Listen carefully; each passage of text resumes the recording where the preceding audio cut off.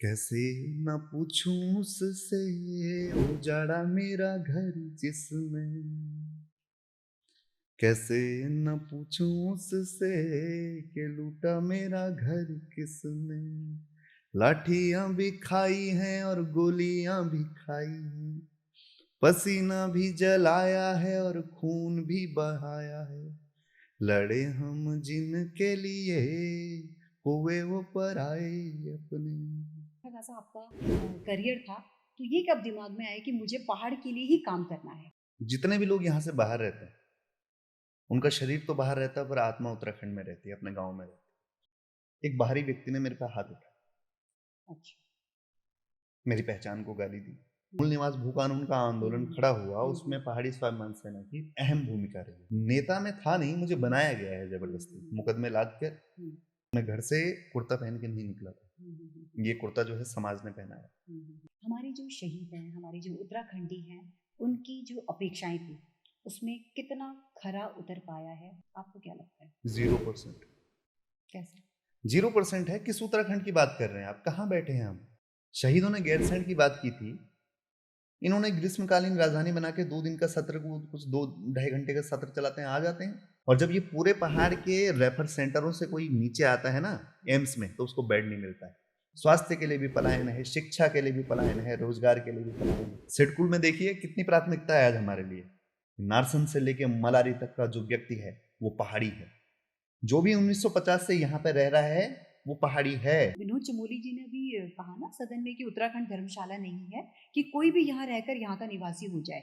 उनकी ही सरकार है, फिर भी उन्हें क्यों दिक्कत आ रही है इसे लागू करने में? और चमोली जी अपना हुँ, वोट बैंक तलाश रहे हैं। एक विधायक और हैं जो कह रहे हैं कट ऑफ 1950 क्यों रख रहे हैं, 2000 क्यों नहीं रख रहे हैं। सामाजिक रूप से पिछड़ गए, आर्थिक रूप से पिछड़ गए, अब राजनीतिक रूप से पिछड़ेंगे। हम क्या कह रहे हैं, हमारे राज्य में पहला अधिकार हमें दीजिए। हुँ। भाजपा और कांग्रेस के मुख्यमंत्री चेहरा हरिद्वार और उधम सिंह नगर से क्यों नहीं रहता है। सत्ता मिलने के बाद तो क्या आप लोगों को विश्वास दिला पाएँगे कि इस प्रकार की स्थिति की पुनरावृत्ति नहीं होगी? आपस में अगर हुँ, विचारों की सहमति कहीं पे नहीं बनी या टकराव की स्थितियां पैदा हुई, पर उसमें उनकी विचारधारा नहीं बदली, हम कमजोर हुए तो हमारी संस्कृति कमजोर हुई। यूकेडी कमजोर हुई तो पहाड़ की हुँ, संस्कृति कमजोर हुई, हुँ। भाषा कमजोर हुई। आपकी पार्टी के जो बड़े-बड़े नाम हैं, क्यों उन्होंने राष्ट्रीय दलों को अपना लिया? क्यों चले गए? जिसमें त्याग तपस्या बलिदान करने की क्षमता होगी वो इस झंडे को थामे रखेगा। हुँ, हुँ, हुँ, हुँ, हुँ। भैया गैर राजधानी बनने के बाद क्या फ़ायदा होगा हमारे राज्य को? तो सारे अफसरशाही वहां पे रहेगी, हुँ, हुँ, हुँ, नेता वहां पे रहेंगे। हुँ, उसके बाद जो अस्पताल सीएचसी हैं, हुँ, वो वर्क प्रॉपरली करेंगे, वहां पे डॉक्टर होगा, एम्स भी बनेगा वहां पे। हुँ, देखिए ना कि एम्स की ही बात कर रहा हूँ केवल, हुँ, उसमें अगर हम ये हुँ, बोले कि 10% आरक्षण जो है वो हुँ, स्थानीय लोगों को मिलेगा, हुँ, तो वहां पे डॉक्टर बनने की होड़ मच जाएगी। हुँ, हुँ, शिक्षा का मसला हल हो जाएगा, टीचर वहाँ रहने लग जाएँगे। हुँ, हुँ, और जिस तरह आज लोग बोल रहे हैं ना कि ज़मीन है आपकी देहरादून में, हुँ, तभी लड़की देंगे हम आपको। तो हुँ, फिर ये सवाल हुँ, उठेगा कि हुँ, गैरसैंण में रहते हो? हुँ, हुँ, हुँ, कर्णप्रयाग में रहते हो? हुँ, गौचर में हुँ। रहते हो? जल, जंगल, ज़मीन, नौकरियों पर हमारा अधिकार होगा इससे? जल, जंगल, ज़मीन की तो लड़ाई ख़ैर रहेगी, पर हुँ, अभी वहाँ पे जो जल, जंगल, ज़मीन है, उन पर हुँ, राइट्स तो अभी हमारा ही है। हुँ, हुँ, हुँ, हुँ, हुँ, और मैं आपको ये भी बताऊँ, जो हुँ, पुराना हुँ, देहरादून में हुँ, रहने वाला हुँ, व्यक्ति है, हुँ, हुँ, वो हुँ। राजधानी से परेशान हो चुका है। अंकिता हत्याकांड हो गया, या बहुत सारे ऐसे केसेस हो रहे हैं। क्या यहाँ की महिलाएँ इस अपने आप को सेफ फ़ील कर पाएँगी? जब कोई महिला शब्द बोलता है तो मैं तो उस महिला का ऐसे मेरे मन में चित्र आता है जिसके हाथ में जूड़ी है, बगल में दथुली है। आप अपनी पहचान से दूर हुए, आप कमजोर हो गए। हुँ, अंकिता हुँ, हत्याकांड हुँ, बेहद शर्मनाक था।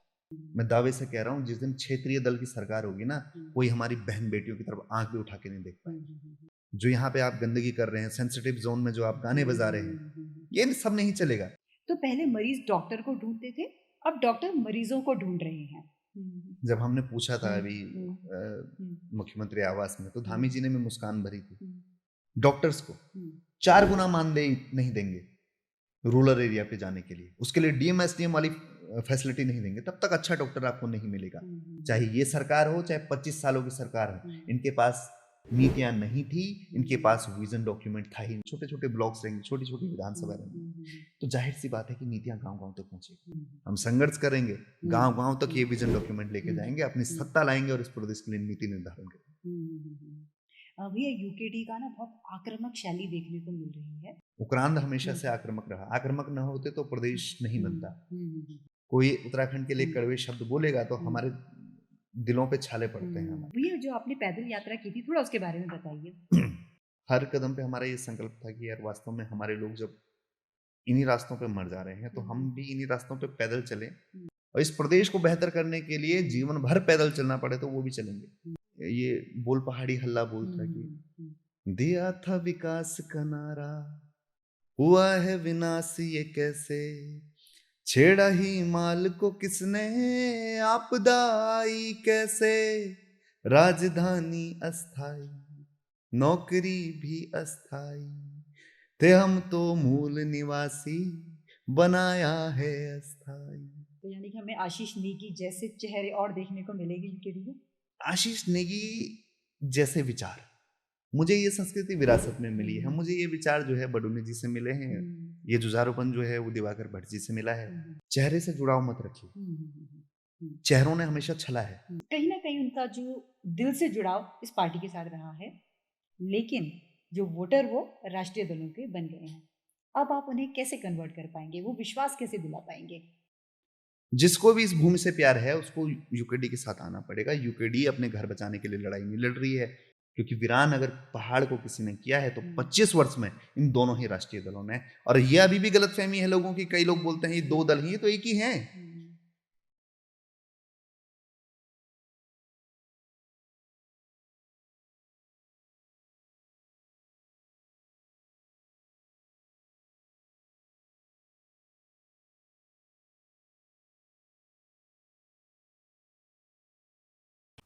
नमस्कार दोस्तों, मेरा नाम है डॉक्टर दीप्ति उनियाल और पॉडकास्ट विद दीप्ति के नए एपिसोड में आप सभी का स्वागत है। देवभूमि उत्तराखंड, इस नाम को सुनते ही हमें याद आता है वो संघर्षमय जन आंदोलन जहां पर घर का हर परिवार का सदस्य सड़क पर उतर गया था। ये टॉपिक मेरे दिल के बहुत करीब है क्योंकि मैंने उस जीवन को जिया है। बड़े भाई को गोली लगी थी, मनोज ध्यानी जी, और माँ जेल में रही। पूरे परिवार ने संघर्ष किया था और हमारे जैसे कई परिवार का संघर्ष इस आंदोलन से जुड़ा हुआ है। एकमात्र जो क्षेत्रीय पार्टी थी उत्तराखंड क्रांति दल, उनका सर्वोच्च योगदान इस आंदोलन में जाता है। जब यूकेडी की बात आती है तो उन तमाम नेताओं के नाम सामने आते हैं, जैसे कि आपका श्री इंद्रमणि बडूनी जी, डीडी पंत, दिवाकर भट्ट, काशी सिंह एरी और ऐसे कई नाम जिन्हें अभी मैं रिकॉल नहीं कर पा रही हूं, वो सभी सर्वमान्य हैं। आज इसी पार्टी यूकेडी के एक युवा नेता हमारे स्टूडियो में मौजूद है जिनका नाम है आशीष नेगी, जो कि घर घर जाकर अपनी इस नव चेतना को लोगों के मन में दोबारा जगा रहे हैं। इन्हें देखकर ऐसा लग रहा है कि उत्क्रांत लौट रहा है। सबसे पहले मैं स्वागत करना चाहूंगी आशीष भैया कि आपका बहुत बहुत स्वागत है हमारे स्टूडियो में। और मुझे ये पता है कि बहुत शॉर्ट नोटिस में मैंने आपको इनवाइट किया था और हम तहे दिल से आपका धन्यवाद करते हैं कि आपने हमारा इनविटेशन स्वीकारा और आप हमारे स्टूडियो में आए। बहुत बहुत धन्यवाद आपका। आप जो ये पहल कर रहे हैं उसके लिए साधुवाद है। और कहीं ना कहीं आप भी उत्तराखंड आंदोलन से जुड़े हुए लोग हैं और बहुत अच्छा लगता है आप लोग इस तरह से आज जन जागरण का काम कर रहे हैं, क्योंकि हम जैसे लोगों का संघर्ष तब तक सार्थक नहीं है जब तक आप जैसे लोग ना हो जो दिखा सकें, आवाज को रख सकें। मीडिया ने ही उत्तराखंड आंदोलन में बहुत बड़ा योगदान निभाया था और आज फिर से सोशल मीडिया और मीडिया के जितने भाई बंधु हैं वो फिर से समर्थन दे रहे हैं। इस वजह से आज जो हमारी बातें हैं वो गांव-गांव तक पहुंच रही हैं। भैया जो इम्पोर्टेंट सवाल है वो हम बाद में पूछेंगे, पर थोड़ा सा मैं आपसे एक पर्सनल सवाल ये पूछना चाहती हूँ कि आपका जो बैकग्राउंड है आई थिंक आईटी फील्ड का है और आपका अपना सब कुछ छोड़ के आई थिंक आप दिल्ली में काम करते थे और आप आज यहाँ हमारे उत्तराखंड में एक बहुत बड़ा रोल निभा रहे हैं जन जन जाकर, जो आप जो यहाँ की जो फीलिंग्स हैं उसको डेवलप कर रहे हैं।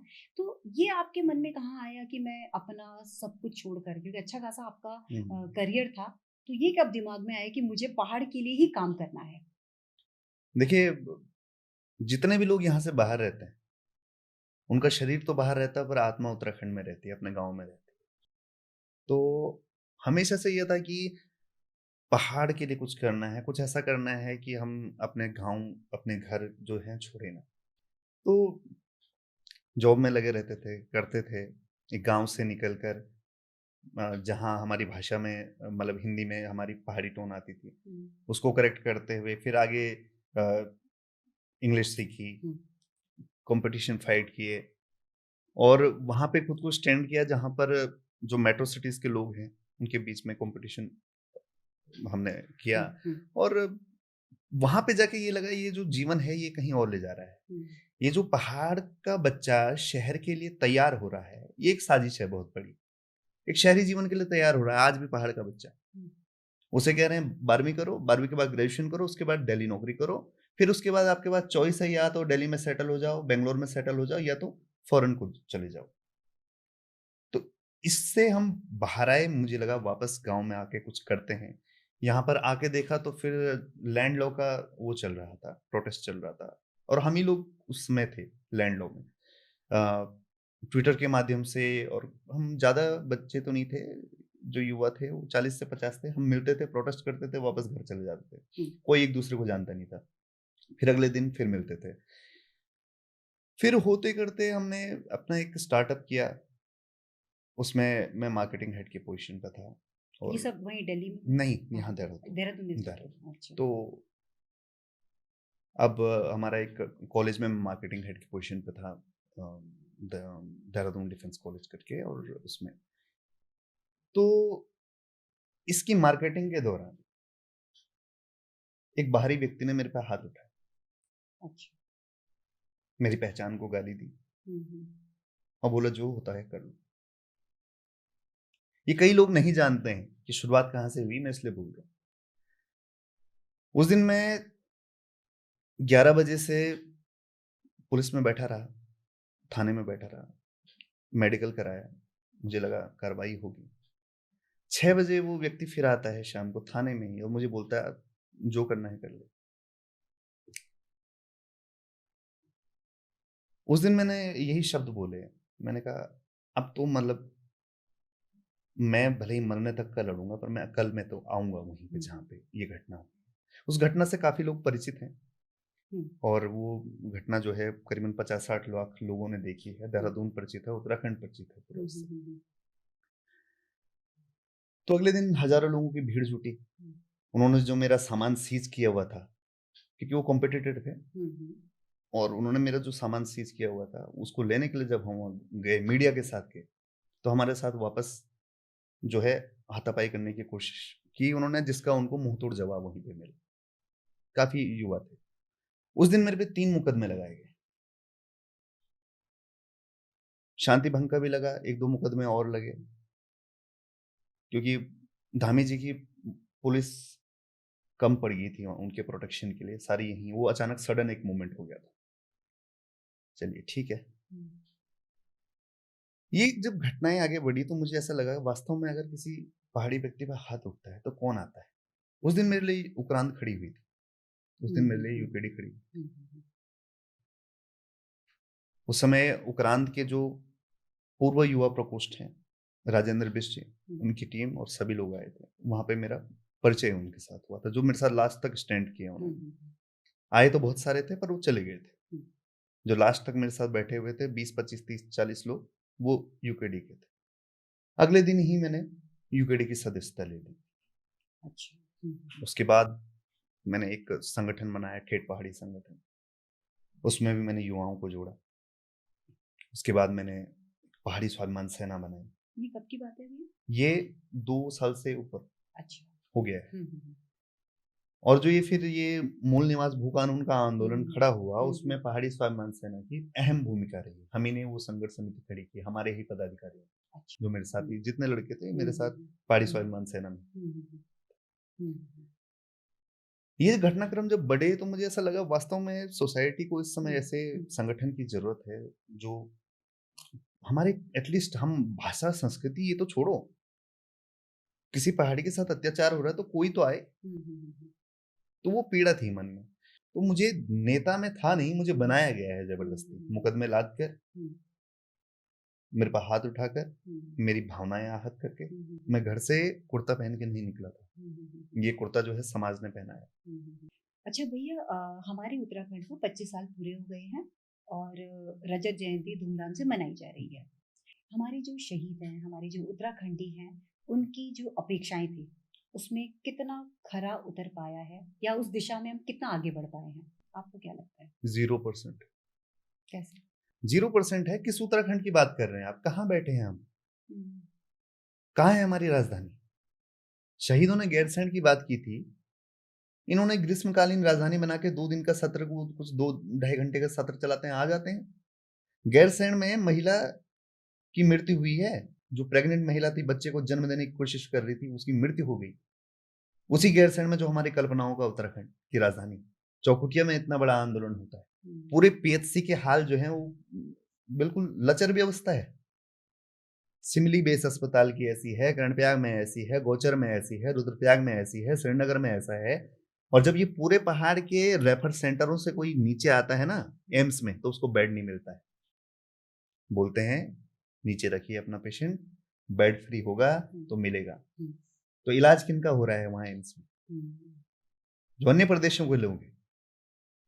मुख्यमंत्री से वार्ता हुई तो मुख्यमंत्री कहते हैं कि एक अलग सी विंडो खोलेंगे हम उत्तराखंड के लिए। अरे अलग सी विंडो जो है वो किसी और के लिए खोलिए। हमारा तो पूरा एम्स था। आज हमें वहां ना नौकरियां हैं, ना हमारा इलाज हो रहा है। केवल जमीन कब्जाने के लिए आपने बना रखा है। ये तो केवल मैं स्वास्थ्य की दिशा से बोल रहा हूं आपको। स्वास्थ्य के लिए भी पलायन है, शिक्षा के लिए भी पलायन है, रोजगार के लिए भी पलायन है। गढ़वाली, कुमाऊनी, जौनसारी भाषा को तो दर्जा मिल ही नहीं पाया राज्य भाषा का। राजधानी गैरसैंण नहीं बन पाई। जल जंगल जमीन का अधिकार नहीं मिला। तो किस चीज की बात कर रहे हैं हम? कौन सा उत्तराखंड है ये? उत्तराखंड नहीं है। ये हमारा कल्पनाओं का जो प्रदेश है, जिसके लिए गोलियां खाई लोगों ने, मरे रामपुर तिराहे, ये वो उत्तराखंड बिल्कुल भी नहीं है। ये ढकोसला पीट रहे हैं 25 वर्षों का। क्या किया है इन्होंने? ये नेता बता दें, कोई एक नेता बता दे कि किस पीएचसी में उसके परिवार का इलाज होता है और उसका इलाज होता है। नेता विदेश चले जाते हैं इलाज कराने। अब एक विधायक हैं सल्ट के, महेश जीना, उनको दस्त लगे थे तो उनके गांव में हेलीकॉप्टर उतरा, उनको ले गया इलाज के लिए। पर वो प्रसूता बहन पिलखी वाली, वो प्रसूता बहन गैरसैंण वाली, वो सड़क पे दम तोड़ा उसने। तो हमारे नेता जो हैं वो तो बच जाते हैं, पर जो जिंदाबाद जिंदाबाद बगल में करते हैं, उनका परिवार सड़कों पे मरता है। स्वास्थ्य, शिक्षा और रोजगार के अभाव। सिडकुल में देखिए कितनी प्राथमिकता है आज हमारे लिए। कहाँ है हमारे लोग रोजगार कर रहे हैं? अब किन किन ने बना था ये राज्य? नारसन से लेके मलारी तक का जो व्यक्ति है वो पहाड़ी है। उच्च हिमालय, मध्य हिमालय, निम्न हिमालय, जो भी 1950 से यहाँ पे रह रहा है वो पहाड़ी है। चाहे उसका जाति, धर्म, वर्ग, समुदाय, रंग कुछ भी हो, उसका अधिकार है। पहला रोजगार पे अधिकार है, शिक्षा पे अधिकार है, स्वास्थ्य पे अधिकार है। विनोद चमोली जी ने भी कहा ना सदन में कि उत्तराखंड धर्मशाला नहीं है कि कोई भी यहाँ रहकर यहाँ का निवासी हो जाए। आज बाहर से आए हुए लोग यहाँ धनवान हो गए हैं और हमारा सीधा साधा पहाड़ी मुंह ताकता रह गया है। उत्तराखंड के मूल निवास की कट ऑफ जो डेट होनी चाहिए 1950 बताई है, तो उनकी ही सरकार है, फिर भी उनके क्यों दिक्कत आ रही है इसे लागू करने में? आप क्या सोचते हैं इस बारे में? मैं तो ये सोच रहा हूँ कि इलेक्शन नजदीक आ गए हैं और चमोली जी अपना वोट बैंक तलाश रहे हैं। सिंपल सी बात है। आज तक भी आप सदन में रहे, आपने इस मूल निवास की बात क्यों नहीं उठाई? हम माहौल देख रहे हैं कि अब मुझे बोलना चाहिए, मूल निवास के लिए बोलना चाहिए। लागू करिए ना 1950। एक विधायक और हैं जो कह रहे हैं कट ऑफ 1950 क्यों रख रहे हैं, 2000 क्यों नहीं रख रहे हैं? अरे भाई, हम संविधान की बात कर रहे हैं। 1950 यदि लागू होगा तो सारे राज्यों पे होगा, और 2000 अगर आप लागू करेंगे तो उसके लिए वो एक राज्य के लिए विशेष कानून नहीं बनेगा, वो सभी जगह आपको लगाना पड़ेगा। है क्या कि इस प्रदेश में जो बाहर से अर्थबल से संपन्न होके आ रखे हैं, वो लोग यहाँ पे अपनी राजनीतिक भूमि तलाश रहे हैं, क्योंकि वो जानते हैं ये लोग अभी आर्थिक रूप से कमजोर हैं। और ये जो राष्ट्रीय दल है यही इन लोगों को लाते। सामाजिक रूप से पिछड़ गए, आर्थिक रूप से पिछड़ गए, अब राजनीतिक रूप से पिछड़ेंगे। जबरदस्ती एक ध्रुवीकरण पैदा करने की कोशिश किया जा रहा है कि पहाड़ वर्सेस मैदान। हमने तो बोला ही नहीं मैदान कहीं है। हम तो कह रहे हैं ना, नारसन से लेके नीति, माणा, मलारी, धारचूला, खटीमा, उधम सिंह नगर का, यहाँ का मूल निवासी जो है वो 1950 से रह रहा है, तो वो पहाड़ी है, उसको पहला राइट दो, उसके लिए ऐसी नीतियां बनाओ कि वो पलायन न करे। हम तो अल्पसंख्यक होने वाले हैं कुछ समय में अपने ही प्रदेश में, तो फिर हवाला दिया जाता है कि नहीं नहीं आप ऐसी बातें कैसे कर रहे हैं, योगी आदित्यनाथ भी तो भाई जो है वो यूपी में मुख्यमंत्री हैं, पहाड़ के हैं। तो योगी आदित्यनाथ नेता बन के नहीं गए थे वहां, वो बेटा बन के गए थे, सेवा की उन्होंने वहां, और कोई राजनीतिक महत्वाकांक्षाएं पाल के नहीं गए थे। अजीत डोभाल जो बने हैं वो अपने दम पे बने हैं, अपने नॉलेज के दम पे बने हैं, ये सोच के नहीं बनाया गया उनको कि अरे ये पहाड़ी हैं चलो इनको मुख्य वो सलाहकार बनाते हैं। हम अगर अपनी दम पे भी कुछ चीज पा लेते हैं तो उस पे ये दिखाया जाता है कि देखो वहां भी तो वो हैं, हम कुछ बोल रहे हैं, अरे आप बोल ही नहीं सकते, अपने दम पे पाया है जो भी पाया है, चाहे वो विपिन रावत जी हो या चाहे कोई भी बड़ा अधिकारी हमारा हो। पर हम क्या कह रहे हैं, हमारे राज्य में पहला अधिकार हमें दीजिए। जिस दिन हमारी राज्य भाषा को दर्जा मिलेगा उस दिन तृतीय और चतुर्थ श्रेणी पर उन लोगों की नियुक्ति होगी जिनको हमारी भाषा का ज्ञान होगा। ये यदि हरिद्वार में हिंदी बोली जाती है, उधम सिंह नगर में हिंदी बोली जाती है, तो वहां पे उनको वरीयता मिलेगी, उनके ऊपर ये जो हमारी लैंग्वेज है वो थोपी नहीं जाएगी किसी के ऊपर भी, क्योंकि इस प्रदेश के लिए पहला बलिदान सलीम का हुआ है खटीमा, फिर एक सिख का हुआ है, फिर नेगी का हुआ है, फिर रावत का हुआ है, फिर किसी भट्ट का हुआ है। क्या सोच के बलिदान दिया उन्होंने, खुद को पहाड़ी मान के बलिदान दिया उन्होंने कि मैं पहाड़ी हूं, मैं अपने प्रदेश के लिए लड़ रहा हूं और मैं मरूंगा इस मिट्टी के लिए, मैं लड़ूंगा इस मिट्टी के लिए। और आज उन्हीं के बीच में ध्रुवीकरण पैदा हो रहा है। ये जो बेबुनियादी ध्रुवीकरण है, इस पे जो है राष्ट्रीय दल इस समय बहुत अच्छा खेल रहे हैं। हमारे ऊपर आरोप लगाए जाते हैं कि आप पहाड़ मैदान की राजनीति कर रहे हैं, जबकि असल में पहाड़ मैदान की राजनीति यदि कोई कर रहे हैं तो ये दोनों राष्ट्रीय दल हैं। मैं बताता हूं कैसे। भाजपा और कांग्रेस के मुख्यमंत्री चेहरा हरिद्वार और उधम सिंह नगर से क्यों नहीं रहता है, पहला सवाल मेरा है। दूसरा, इन दोनों का प्रदेश अध्यक्ष जो है वो हरिद्वार और उधम सिंह नगर से क्यों नहीं रहता है। ये भू कानून लाते हैं तो हरिद्वार और उधम सिंह नगर पे क्यों नहीं लगाते। मूल निवास 1950 लागू होगा तो वो हरिद्वार पे भी होगा, उधम सिंह नगर पे भी होगा, वो पहाड़ों पे भी होगा। पर केवल और केवल सौतेला व्यवहार अगर किसी ने किया है हरिद्वार और उधम सिंह नगर से तो वो भाजपा और कांग्रेस है। दिवाकर भट्ट जी हरिद्वार रहते हैं और हरिद्वार के नेता हैं, उन्होंने कई लोग वहां पे उनको शरण दे रखी है। ये कभी नहीं पूछा कि तेरी जाति क्या है, तेरा धर्म क्या है, तेरा नाम क्या है, तू पहाड़ से आया है, तू कहाँ से आया है। वो तो यूनियन लीडर रहे वहां के, PHCL के, तो सबको साथ लेके चले। बदनाम हम हुए, अकर कोई और रहा है। पर धीरे धीरे जो है समझ आ रही है चीजें लोगों को। मेरे साथ अभी नारसन से भी, गुरुकुल नारसन से भी लोग जुड़े हुए हैं, वो भी परेशान है कि गुरुकुल नारसन में जो पोस्टमैन है वो बाहर से आ रहे हैं, हमारे गांव का नहीं है। वो भी परेशान है कि STM भी बाहर से, पटवारी भी बाहर से, ठेकेदार भी बाहर से, हमारा तो कुछ रहा ही नहीं। तो ये चीजें रियलाइज हो रही हैं, लोग इसीलिए जुड़ रहे हैं, क्योंकि मैं जो बोल रहा था वो होता हुआ दिख रहा है, रिलेटेबल है। झूठ रहता तो रिलेटेबल नहीं रहता। अच्छा भैया, UKD में बार बार जो विघटन हुआ है, कभी UKD P, UKD D, तो इस प्रकार का जो विघटन है कहीं ना कहीं लोगों में अविश्वास की भावना आई है सत्ता मिलने के बाद। तो क्या आप लोगों को विश्वास दिला पाएंगे कि इस प्रकार की स्थिति की पुनरावृत्ति नहीं होगी? देखिए, जो कुछ भी हुआ, चाहे वो D बनी चाहे P बनी, बनी वो उत्तराखंड के भले के लिए। आपस में अगर विचारों की सहमति कहीं पे नहीं बनी या टकराव की स्थितियां पैदा हुई, पर उसमें उनकी विचारधारा नहीं बदली। UKD D तो रही, P तो रही, पर UKD तो आगे से रहा नहीं। जब मुद्दों पे समर्थन दिया गया, 2 बार हमारे लोगों ने, एक बार भाजपा को दिया, एक बार कांग्रेस को दिया, दोनों नहीं माने। उस दौरान ये विघटन हुआ, और जो कि जिससे नुकसान पूरे उत्तराखंड का हुआ। हम कमजोर हुए तो हमारी संस्कृति कमजोर हुई, UKD कमजोर हुई तो पहाड़ की संस्कृति कमजोर हुई, भाषा कमजोर हुई, स्वास्थ्य, शिक्षा, रोजगार के बुनियादी मुद्दे हल नहीं हुए। आपकी पार्टी के जो बड़े बड़े नाम हैं, क्यों उन्होंने राष्ट्रीय दलों को अपना लिया, क्यों चले गए? देखिए, मैं ये कहता हूं कि जितने भी जिसके अंदर संघर्ष करने की क्षमता होगी वो इस झंडे का दामन कभी नहीं छोड़ेगा। स्वार्थ और समर्पण कभी एक नहीं हो पाएगा। मैं फिर कहता हूँ, जिसके अंदर व्यक्तिगत स्वार्थ होगा वो जगह जगह चीजें तलाशेगा, जाएगा, महत्वाकांक्षाओं को रखेगा, यहाँ से नेता बन जाए, वहां से नेता बन जाए। तो जिसमें त्याग, तपस्या, बलिदान करने की क्षमता होगी वो इस झंडे को थामे रखेगा। ये बलिदान का झंडा है, हम कैसे छोड़ दें? हम तो छाती पे लेके जाएंगे, घाट पे भी जाएंगे तो छाती पे लेके जाएंगे, जैसे पंवार जी गए, जैसे हमारे अन्य लोग गए थे। आपको पता है यूकेडी में एक चीज है, जितने लोग हैं ना, बुजुर्ग हैं जितने अभी हैं, इनकी एक इच्छा है, एक बार गैरसैंण बना दे राजधानी, और उसके बाद इस प्रदेश के हालात ठीक कर दें, उसके बाद छाती पे झंडा लेके जाएंगे। ये हमारे लोग बोलते हैं। सोचिए ना कितनी प्योर भावनाएं हैं। भैया, गैरसैंण राजधानी बनने के बाद क्या फायदा होगा हमारे राज्य को?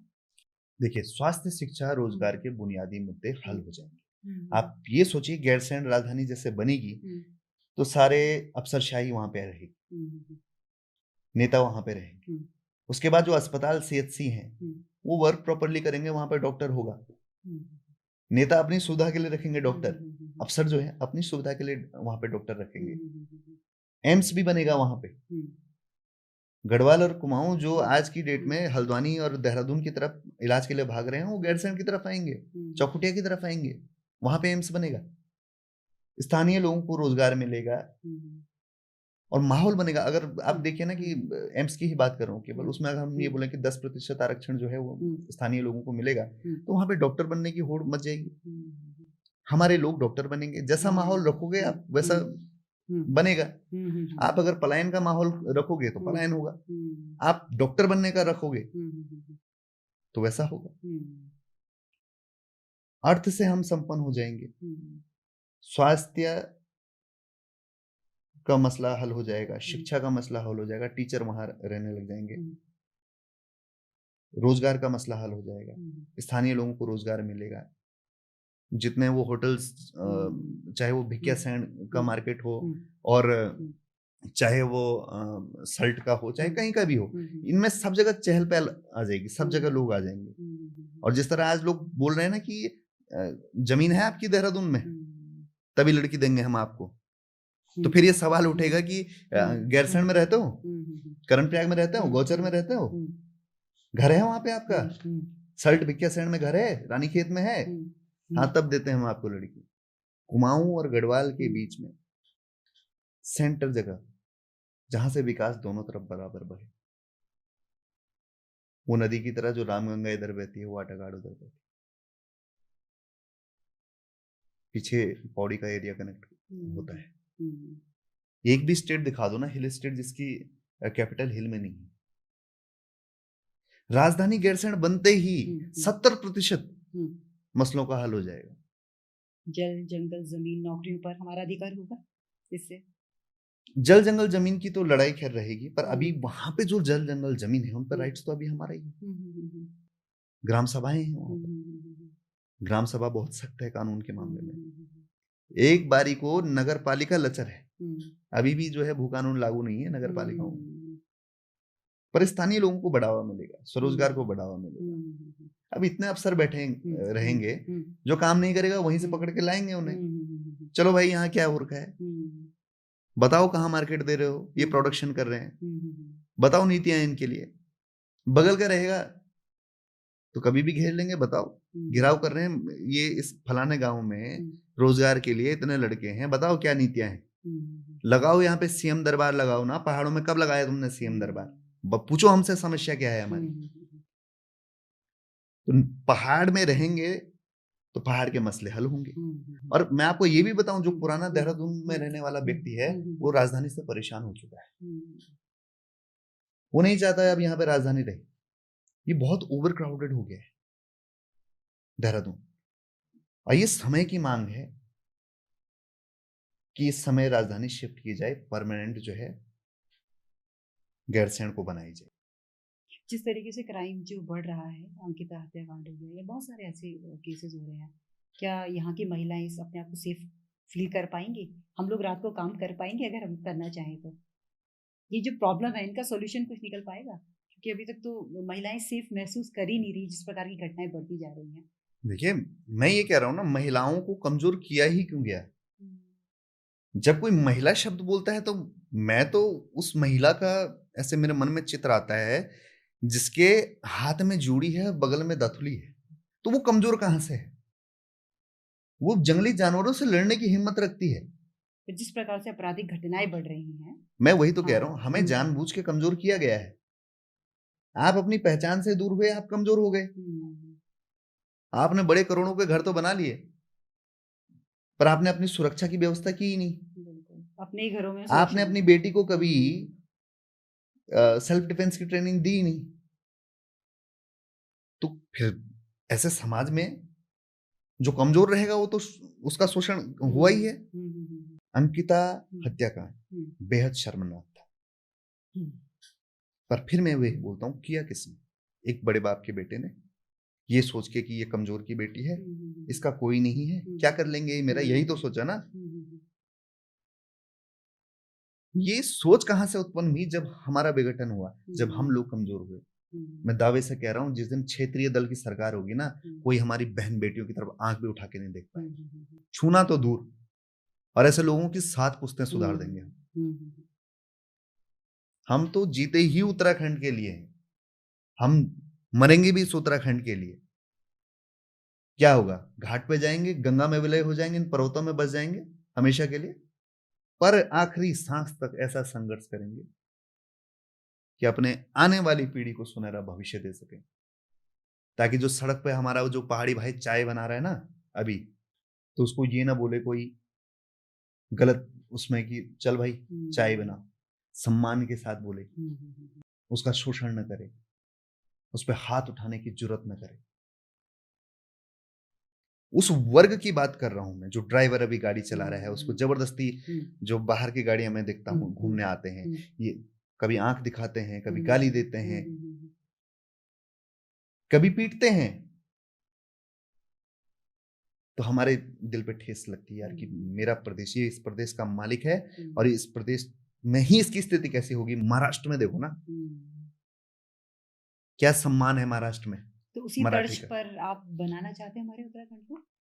देखो, अगर तर्ज पे बोला जाए तो हाँ, अगर तर्ज पे बोला जाए तो हाँ, पर एक पतली सी लकीर होती है अपने अधिकार में और दूसरे के शोषण में। वो लकीर को मेंटेन करना पड़ेगा। भाषा थोपी नहीं जा सकती, संस्कृति थोपी नहीं जा सकती,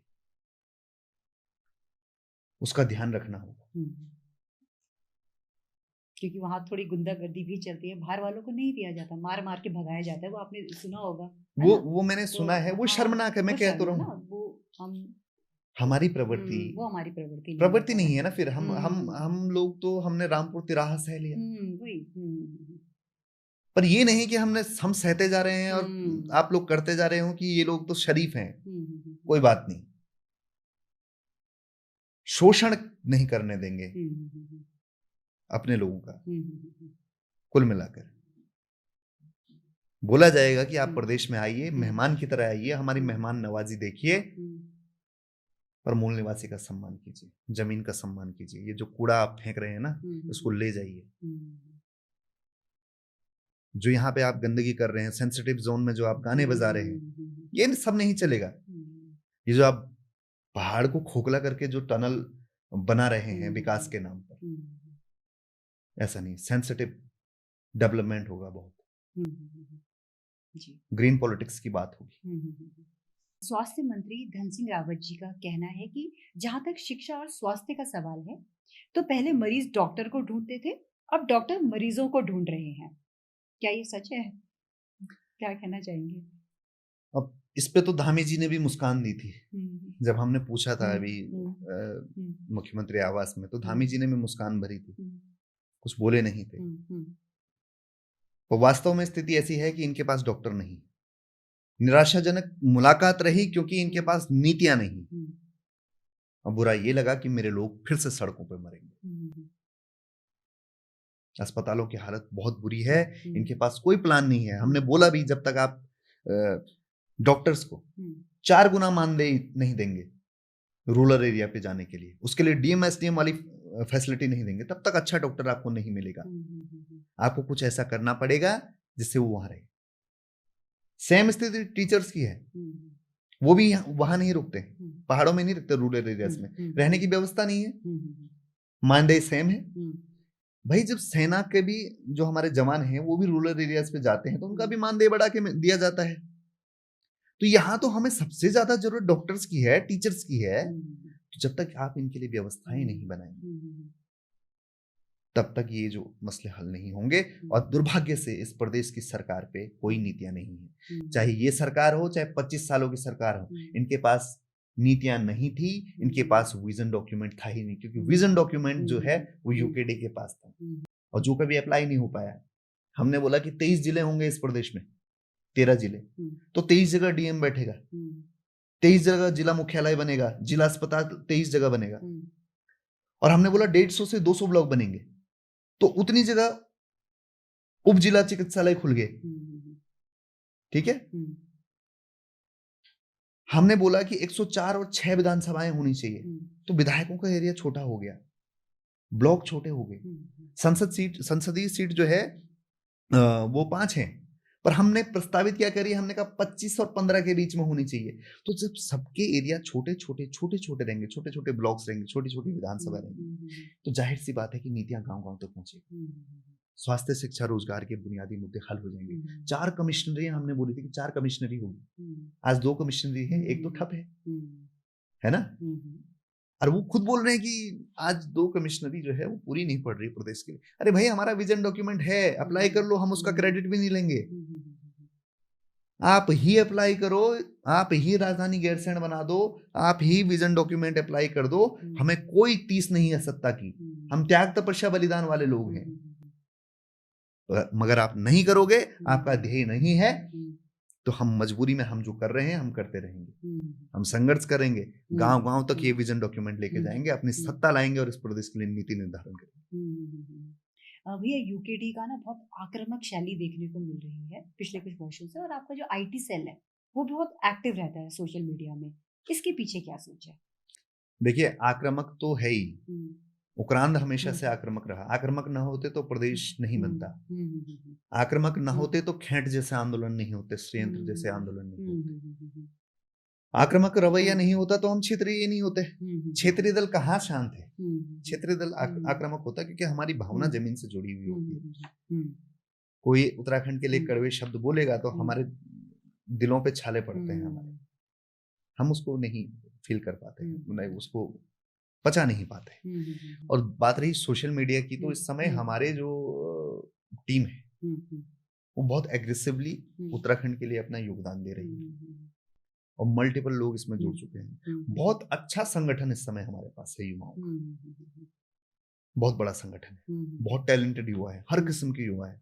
मजा आता है कि हर टेक्नोलॉजी में हर कोई निपुण है और अपना योगदान जो है वो प्रदेश को देना चाहता है। और वो भी जो आपने पैदल यात्रा की थी, थोड़ा उसके बारे में बताइए। तो चौखुटिया से पैदल यात्रा हुई। चौखुटिया सीएचसी सेंटर में जब लगातार मौतें हुई, जब उन्हें रेफर किया गया आगे, तो वहां पे भुवन कटैत जी ने शुरुआत की आंदोलन की, और फिर एक यात्रा निकली जिसमें हम चौखुटिया से फिर अगले सीएचसी टू सीएचसी यात्रा हुई हमारी। तो अगला सीएचसी जो है गैरसैंण, गैरसैंण में रुके, सीएचसी के हाल देखे, कुछ नहीं। आगे गए सिमली बेस अस्पताल, कोई व्यवस्था नहीं, एक डॉक्टर। कर्णप्रयाग में गए, डॉक्टर हैं तो बेड नहीं है, उपकरण नहीं है। गौचर में गए तो वही हाल, रुद्रप्रयाग में आए तो सीएचसी के वही हाल। पूरे रास्ते देवप्रयाग तक कह रहा हूँ, सब जगह बुरे हाल है। और आप अगर हरिद्वार और उधम सिंह नगर भी देखें तो सीएचसी के हाल वहां भी बुरे। सीएचसी में डॉक्टर्स नहीं। इस यात्रा के दौरान बहुत सारे लोग मिले, उन्होंने समर्थन किया। कई लोग हमारे साथ चल नहीं सकते थे क्योंकि हर कोई अपनी रोजमर्रा की उसमें व्यस्त है, जीवन में व्यस्त है। आप भी यहाँ पे व्यस्त हैं, आपका भी मन होगा कि कहीं अच्छे कॉज के लिए हम चलें, हम कुछ करें, पर समय नहीं। तो बहुत सारे लोग इस दौरान मिले और उम्मीदें थी। हर कदम पे हमारा ये संकल्प था कि यार वास्तव में हमारे लोग जब इन्हीं रास्तों पे मर जा रहे हैं, तो हम भी इन्हीं रास्तों पे पैदल चलें। हम्म, कोई बात नहीं, जब आप दूसरे का दर्द समझते हो ना, तो अपना दर्द छोटा लगता है। अपने पाँव के छाले जो हैं, वो बहुत ऐसा लगता है कुछ भी नहीं है, उस प्रसव पीड़ा के सामने जिस पे दम तोड़ा हो किसी महिला ने। बहुत उम्मीदों से आए थे, बहुत निराशा के साथ लौटे कि इस प्रदेश की सरकार के पास कुछ विजन नहीं है इस प्रदेश के लिए। स्वास्थ्य नीति के लिए तो बिल्कुल भी नहीं, शिक्षा और रोजगार के लिए बिल्कुल भी नहीं। 1000 करोड़ पे आप अपने चेहरा चमकाने पे लगा देते हो, पर डॉक्टरों को मानदेय बढ़ाने पे नहीं लगा सकते आप। वो एलओसीसी पीड़ित कह रहे हैं कि हमारा 800 करोड़ दे दो, है ना? दे दो उन्हें। 1000 करोड़ जब आप अपने चेहरे चमकाने के लिए दे सकते हो, तो 800 करोड़ उनका मुआवजा भर दो, 200 करोड़ तभी भी बच जाएंगे, और वो खुद प्रचार करेंगे आपका कि देखो पीड़ितों की सुनवाई नहीं हो रही है। खैर, ये यात्रा जो है उसने सिखाया बहुत है कि आप चल सकते हैं, और मैं पूरे प्रदेश के युवाओं को बोलता हूं कि आप यात्रा करिए, आप निकलिए घर से, खुद अनुभव लीजिए समस्याओं का। टीवी पे देख के, फोन पे देख के नहीं चलेगा। वास्तविकता देखिए ग्राउंड की क्या है, कितना संघर्ष है पहाड़ों में, क्या संस्कृति है, क्या डिफरेंसेस हैं, क्या खूबसूरती है, वो खुद आप अनुभव करिए, यात्रा करिए। यात्रा आपको बहुत कुछ सिखा के जाएगी। और हम अभी संगठन जोड़ने के लिए भी इस तरह की यात्रा निकालेंगे, विजन डॉक्यूमेंट को गांव-गांव तक पहुंचाने के लिए ये यात्राएं निकालेंगे। क्योंकि आप उस यात्रा से चल के, क्योंकि मेरी तो पहली थी यात्रा, उस यात्रा से चल के मनोबल बढ़ा है कि अगर हम 300 किलोमीटर चल सकते हैं तो 1200 भी चल सकते हैं। और इस प्रदेश को बेहतर करने के लिए जीवन भर पैदल चलना पड़े तो वो भी चलेंगे। तो ये मनोबल तो बढ़ा है। जी भैया। भैया, अभी सदन में रिसेंटली हमारे cabinet minister Mr Subodh Uniyal ji का एक बयान आया है। उन्होंने कहा कि जो युवा थे वो दूर दराज, जैसे रायवाला, अपने शराब के लिए जाया करते थे, और करीबन 11 की डेथ हुई है एक्सीडेंट से, शराब के कारण। तो जब उनसे इस प्रकार का सवाल पूछा गया कि क्यों ये ठेके जो हैं शराब के खुलते जा रहे हैं, इस पर क्या कहना चाहेंगे आप? देखिए, 1880 में पहला ठेका जो है अंग्रेजों द्वारा स्थापित किया गया उत्तराखंड में। फिर उन्होंने बोला ये ठेके हैं, हम इसका विस्तार नहीं करेंगे, कम रखेंगे, क्योंकि पहाड़ी लोग शराब नहीं पीते और ये इनकी संस्कृति को आघात करने जैसा है।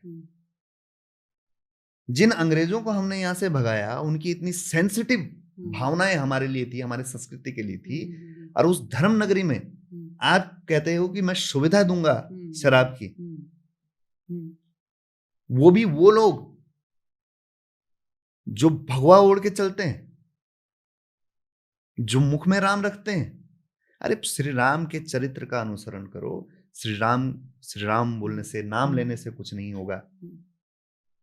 आप श्री राम के अनुयायी बने हुए हो, श्री राम ने आपको सरकार दे दी है, और आप शराब के ठेके खोलने के लिए बात कर रहे हो, वो भी लोकतंत्र के उस पवित्र सदन में ये बात कर रहे हो, और उसमें विपक्ष सवाल नहीं कर रहे हैं। उसमें जो और लोग हैं वो शांति से बैठे हुए हैं। क्या शराब, मांस, मदिरा, ये क्या हमारा कल्चर है? धर्मनगरी है ऋषिकेश, उत्तराखंड देवभूमि है, पर इनको लगता है कि शराब से रेवेन्यू आएगा। इस प्रदेश का रेवेन्यू पानी है। जल से जितनी परियोजनाएं हैं वो रेवेन्यू है। हम विजन डॉक्यूमेंट में हमारा ये भी है कि गंगा यमुना बोर्ड भंग हो, हमें इन परियोजनाओं पे पूर्ण अधिकार मिले। जब डीडी पंत जी ने डॉक्यूमेंट बनाया था, विजन डॉक्यूमेंट, सभी लोगों के साथ मिलकर, तो ये बोला था कि ये प्रदेश सभी हिमालयी राज्यों में सबसे ज्यादा संपन्न प्रदेश होगा, देश का सबसे अमीर प्रदेश होगा,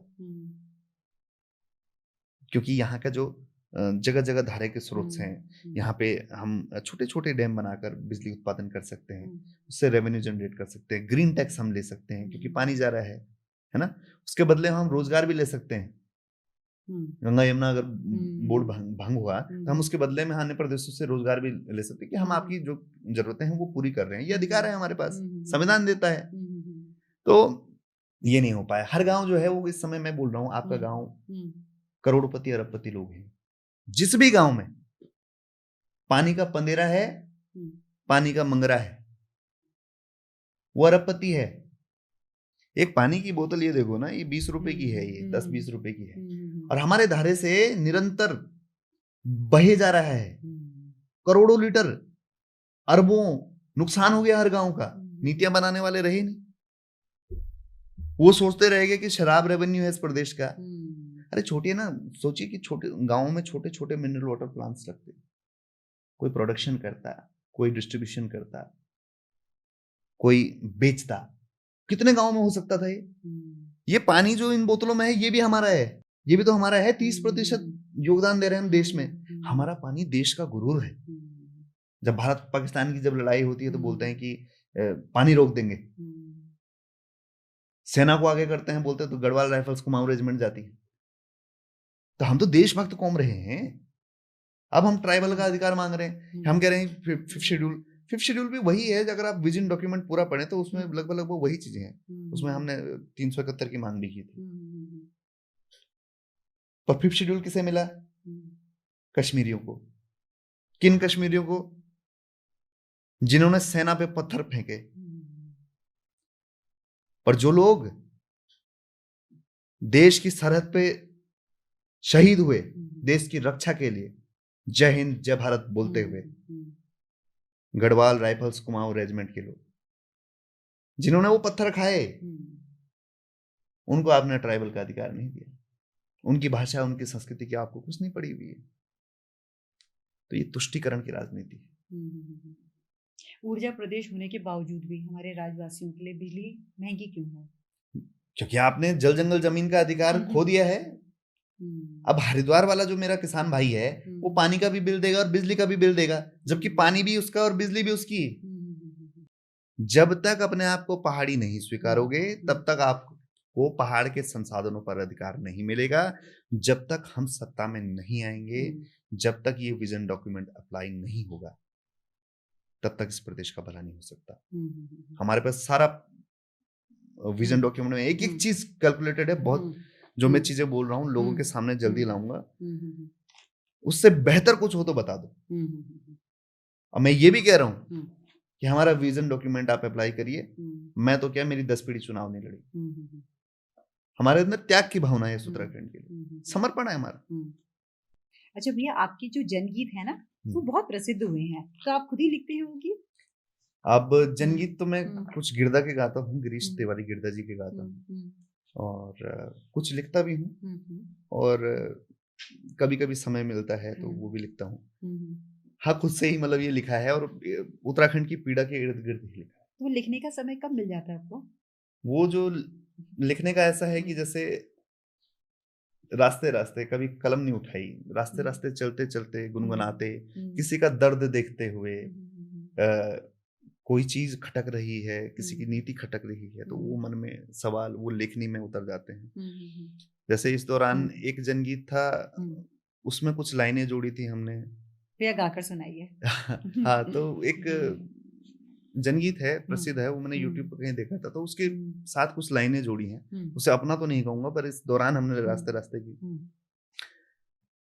कैसे न पूछूं उससे उजाड़ा मेरा घर जिसमें,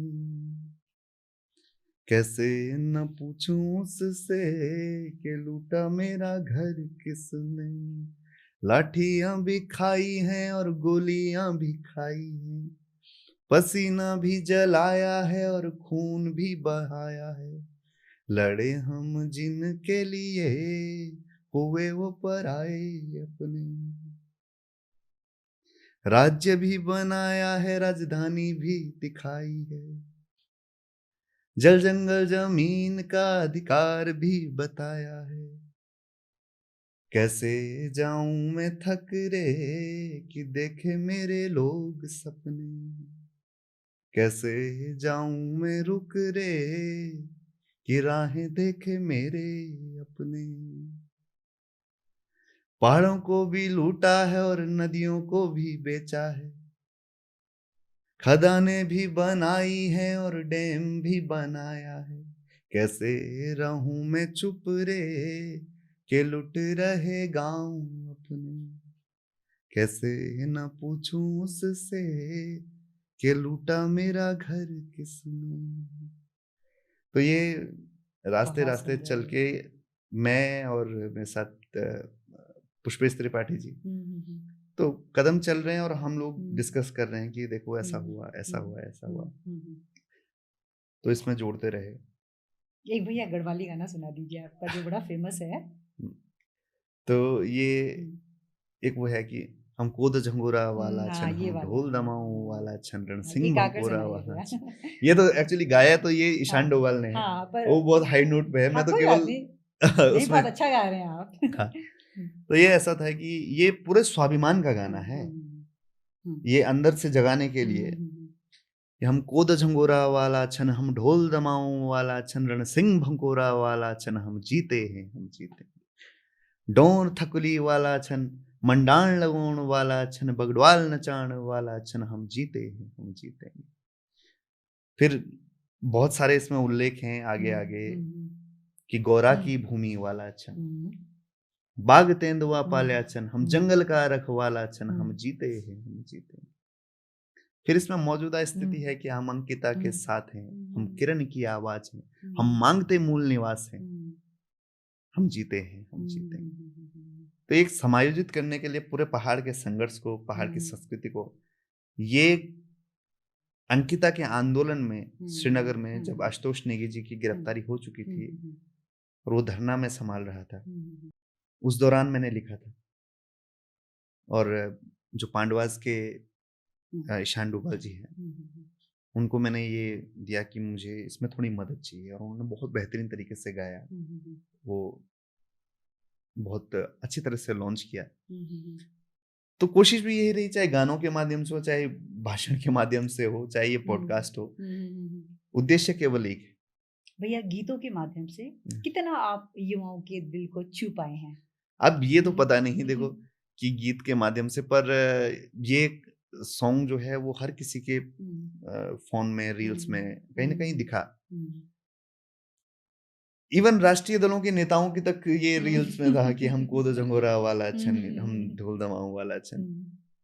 फिर जो ये था कि ये बोल पहाड़ी हल्ला बोल था कि दिया था विकास का नारा, हुआ है विनाश ये कैसे, छेड़ा ही माल को किसने, आपदा आई कैसे, राजधानी अस्थाई, नौकरी भी अस्थाई, थे हम तो मूल निवासी, बनाया है अस्थाई, खोद किसने ये खाई, है तेरा कौन ये भाई, अपनी पहचान को किसने आखिर शर्म बनाई, तो कुछ तो बोल पहाड़ी, तुम तो खोल पहाड़ी, बोल पहाड़ी हल्ला बोल, बोल पहाड़ी हल्ला बोल, जोर जुल्म पर हल्ला बोल, जोर जुल्म पर हल्ला बोल।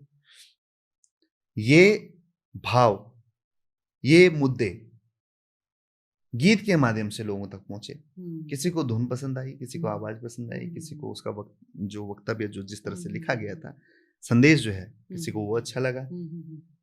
तो निरंतर जो मैं फिर ये बोलता हूँ, साहित्य, पत्रकारिता और नेतृत्व, ये कमजोरों के बस का नहीं है।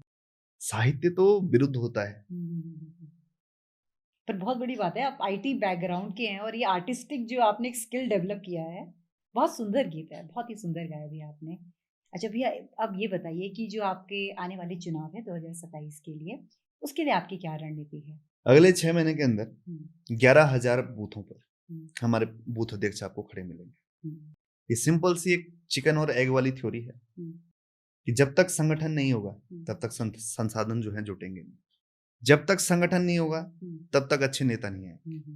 तो हमें अच्छे नेताओं के पीछे नहीं भागना है, हमने संगठन बनाना है बूथ लेवल पर, और वो मैं 6 महीने के अंदर जो है संगठन खड़ा करके दिखा दूंगा 11,000 बूथों पर। अभी कैपेबिलिटी हमारे पास अभी भी है, प्रॉपर ट्रेनिंग के साथ, जैसे कॉर्पोरेट में ट्रेनिंग होती है, प्रॉपर बताया जाएगा, विचारधारा, विजन डॉक्यूमेंट पकड़ाया जाएगा, हर बूथ में हमारे जो है विजन डॉक्यूमेंट लगेगा। जिस दिन संगठन खड़ा हो गया, क्योंकि मेरे लिए 11,000 युवा इकट्ठा करना कोई बड़ी बात नहीं है पूरे प्रदेश स्तर पे इस समय। तो यानी कि हमें आशीष नेगी जैसे चेहरे और देखने को मिलेंगे यूकेडी में? आशीष नेगी जैसे विचार, देखो आशीष नेगी तो कुछ है ही नहीं, आशीष नेगी तो एक विचार है। मेरा तो नाम भी आशीष मेरे माता पिता ने रखा है, मुझे ये संस्कृति विरासत में मिली है, मुझे ये विचार जो है बडूनी जी से मिले हैं, ये जुझारूपन जो है वो दिवाकर भट्ट जी से मिला है, और विपिन त्रिपाठी जी से, काशी सिंह एरी जी से ये बोलने की क्षमता मिली है। मेरे में मेरे जैसा तो कुछ है ही नहीं। कल आपके अंदर एक कुशल नेतृत्व की क्षमता तो है भैया। आप देखिए इसमें मैं क्या बोल सकता हूँ, पर मैं ये कह रहा हूँ कि कोई इतनी चीजों का यदि अनुसरण करे तो उसके अंदर वो कुशल नेतृत्व भी उभर जाएगा। उस विचार की तरफ बढ़ो, चेहरे से जुड़ाव मत रखिए, चेहरों ने हमेशा छला है, विचार नहीं छलते कभी। मेरे झंडे ने कभी किसी को नहीं छला, जिसने छला मेरे झंडे को छला। शांति, क्रांति और समृद्धि का जो हमारा झंडा है, सवाल ये भी उठता है कई बार कि आपके झंडे का रंग हरा क्यों है? आप पेड़ से कह दोगे, पहाड़ों से कह दोगे तुम्हारा रंग हरा क्यों है? समृद्धि का प्रतीक है। तो उस झंडे ने कभी किसी को नहीं छला। उस झंडे के लिए हम बहुत संघर्ष करेंगे। बहुत युवाओं के अंदर आज पहाड़ के लिए मैं प्रेम देख रहा हूँ, जो फॉरेन में भी बैठे हुए हैं, जो लोग जो हमारे पहाड़ के लोग हैं, वो भी चाहते हैं कि जमीन पाके संघर्ष किया जाए। पर आज जब हम कर रहे हैं तो वो रिलेट कर पा रहे हैं। अच्छा भैया, जो हमारे जो यहाँ के लोग हैं, उत्तराखंडी लोग, जन आंदोलन से जुड़े हुए रहे हैं, लड़ाई लड़ी है, और कहीं ना कहीं उनका जो दिल से जुड़ाव इस पार्टी के साथ रहा है, लेकिन जो वोटर वो राष्ट्रीय दलों के बन गए हैं। अब आप उन्हें कैसे कन्वर्ट कर पाएंगे, वो विश्वास कैसे दिला पाएंगे, इसके लिए क्या सोचा है आपने? देखिए, मैं यही मानता हूँ कि जिसने भी हमारी विचारधारा नहीं सुनी थी वो राष्ट्रीय दल में था, और विचारधारा सुनने के बाद भी यदि राष्ट्रीय दल में है तो वो उसका स्वार्थ है। जिसको भी इस भूमि से प्यार है उसको यूकेडी के साथ आना पड़ेगा। यूकेडी अपने घर बचाने के लिए लड़ाई नहीं लड़ रही है, यूकेडी अपना घर भरने के लिए लड़ाई नहीं लड़ रही है, यूकेडी इस प्रदेश की संस्कृति को उभारने के लिए, संस्कृति से समृद्धि की ओर ले जाने के लिए लड़ाई लड़ रही है। यूकेडी अधिकारों की लड़ाई लड़ रही है, सम्मान की लड़ाई लड़ रही है, स्वाभिमान की लड़ाई लड़ रही है। और जिस दिन हम आएंगे तो इस राज्य का स्वरूप ही कुछ और होगा। या आप कोई हरिद्वार से एंटर होगा तो उसे लगेगा कि मैंने एक पहाड़ी राज्य में प्रवेश किया है। तो जो ये सपना देखना चाहता है, अपनी संस्कृति को फूलते हुए फलते हुए, अपने लोगों को घर घर में रोजगार करते हुए देखते हुए, वो जो उन वीरान गांवों को फिर से चलता हुआ देखना चाहता है, वो यूकेडी का साथ देगा। क्योंकि वीरान अगर पहाड़ को किसी ने किया है तो 25 वर्ष में इन दोनों ही राष्ट्रीय दलों ने। और ये अभी भी गलतफहमी है लोगों की, कई लोग बोलते हैं ये दो दल ही, तो एक ही है। बताइए ना इनमें से कौन सा नेता कहाँ नहीं गया, कौन सा नेता कहाँ नहीं गया। पर जिस दिन हम आएंगे तो एक एक भ्रष्टाचारी जेल में होगा। जो दमन हमने सहा है ना, वो दमन का स्वरूप देखेंगे आपकी। ये जो भ्रष्टाचारियों ने जो हमें परेशान किया, हमारे ऊपर झूठे मुकदमे ला दे, हमारे लोगों को कहीं का नहीं रखा, दुष्प्रचार किया गया, ये किया गया, ये सारे दमन का मुंहतोड़ जवाब हम देंगे। और उस दिन के लिए, क्योंकि अगर मैं इतने बड़े शब्द बोल रहा हूं ना, तो मैं यहां से उठ के जाके घर में सोऊंगा नहीं, मैं उस दिन को लाने के लिए संघर्ष करूंगा। तो बिल्कुल जो है युवा है, जिसकी भी भावना है, जो आज जय पहाड़ी बोल रहा है, वो हमारे साथ होगा। वो इस प्रदेश बचाने की लड़ाई में डेफिनेटली कह रहा हूँ। और आपने अपने लिए कौन सी विधानसभा क्षेत्र चुनी भैया? मैंने ऐसा कुछ अभी निर्धारित नहीं किया है, क्योंकि हमारी विचारधारा त्याग की है। इस प्रदेश की भलाई के लिए अगर मुझे लगा कि मैं 70 सीटों पर अच्छा प्रभाव डाल सकता हूँ, संगठन खड़ा कर सकता हूँ, तो फिर वो व्यक्तिगत स्वार्थ का हम परिचय नहीं देंगे। यही तो मैं कह रहा हूँ। आज हर कोई, किसी भी युवा नेता से आप पूछो कि आप कहाँ से लड़ेंगे, तो वो अपना तय करके बैठा है कि मैं यहाँ से लड़ूंगा। हमने सत्ता बन के उभरना है। एक सीट ले जाके क्या कर लोगे आप अंदर, जब कोई साथ देने वाला ही नहीं होगा? कौन सी नीति बना के लागू करवा दोगे?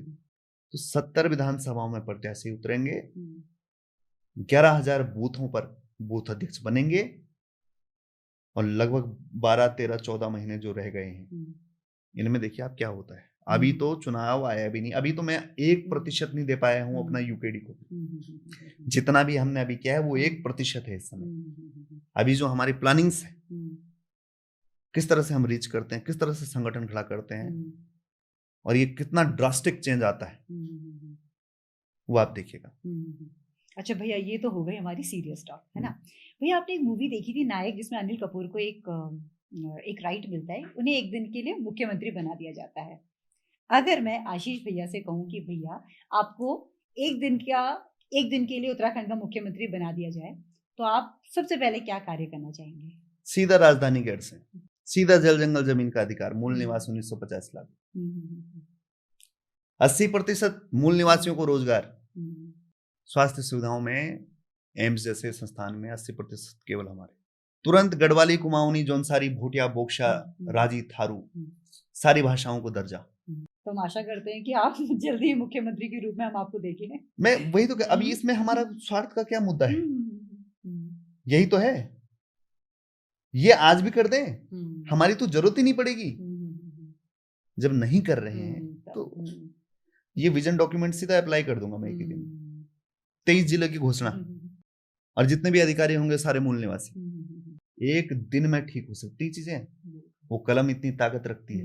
मैंने एक वीडियो में बोला था कि एक हफ्ते में हम ठीक कर देंगे, तो लोगों ने बहुत सवाल किया, अरे एक हफ्ते में कैसे कर देंगे, क्या होता है? अरे हमने तो सिग्नेचर करने, शासनादेश लागू करने, उसके बाद काम अफसरशाही करते रहेगी, धीरे धीरे करती रहेगी। हमने तो अपना ध्येय स्पष्ट करना ना, हम एक दिन के लिए भी आके सीधा सिग्नेचर करके चले जाएंगे।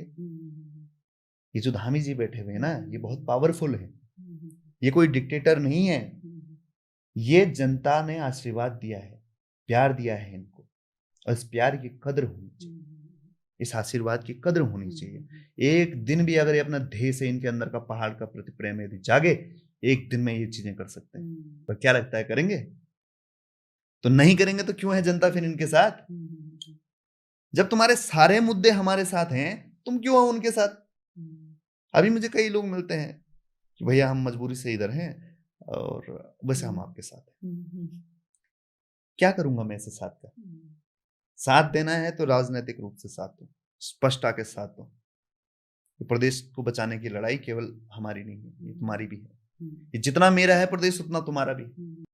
संकल्प तो लेना होगा मिट्टी का कि संघर्ष करेंगे तुम्हारे लिए, और एक दिन वो स्वरूप दे के रखेंगे कि जब बोला गया था कि आंदोलन के दौरान कि आज दो, अभी तो उत्तराखंड राज दो, राजधानी गैरसैंण, वो सारे मुद्दे बन के नहीं रहेंगे। वो एक दिन में पहली कैबिनेट में तय हो जाएगा। हड़कंप मचेगा, पूरे देश की राजनीति में हड़कंप मच जाएगा कि ये हुआ क्या। उस दिन के लिए संघर्ष करेंगे, उस दिन के लिए जनता का साथ चाहिए। और एक बार प्रदेश को वास्तविक स्वरूप में ला गए, फिर उसके बाद हमारी कोई महत्वाकांक्षा ही नहीं। प्रदेश को ठीक कर देंगे, मैं अपनी जगह चला जाऊंगा। इसी संस्कृति में, इन्हीं पहाड़ों में, इसी जो हमारी विरासत है, इसको संजो के रखेंगे। यहीं अपने जनगीतों में, अपने लोकगीतों में गाएंगे, झूमेंगे, शांति के साथ अपना जीवन जिएंगे। हमारी शुभकामनाएं आपके साथ हैं भैया, आपके साथ, आपकी पार्टी के साथ। और आपसे जाते जाते आप हमारे युवाओं को क्या संदेश देना चाहते हैं? मैं केवल युवाओं को यही बोलना चाहता हूं,